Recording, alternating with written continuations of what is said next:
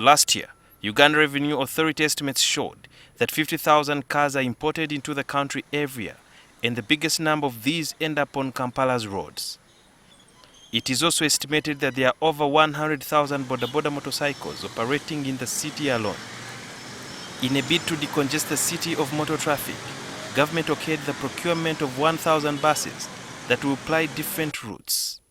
But before the buses arrive in September, a whistleblower has petitioned the Inspectorate of Government, IGG, to investigate the alleged flouted procurement procedure in purchasing the vehicles from Ashok Leyland of India.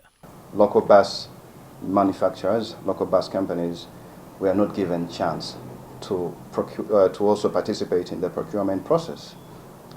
Secondly, all the routes, according to the whistleblower, were also given to this same company, which is unfair to the local bus companies. And also, thirdly, the whistleblower is saying that public funds are being used to procure these 1,000 buses. According to Lord Mayor Elias Lukwago, it's not clear who owns the Tondeka bus company.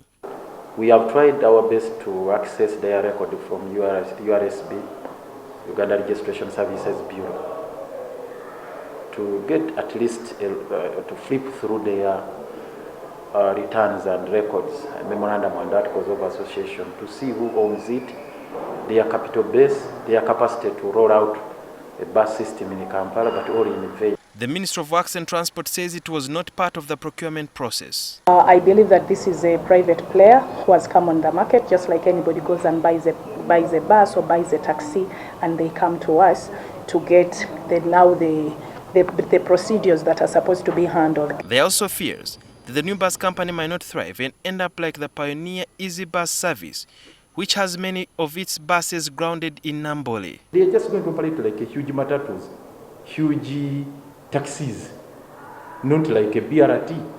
I believe every business has its own business model, and it has its own systems.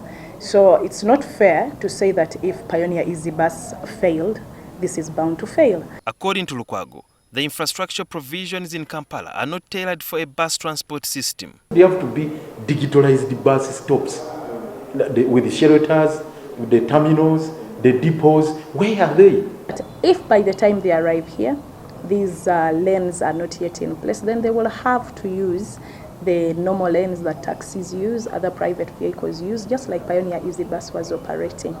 And of course, government has a plan for BRT. KCC has been tight-lipped about the ownership of Tondeka Bus Company. By press time, NTV's effort to get a response from KCC on this matter had not borne fruit.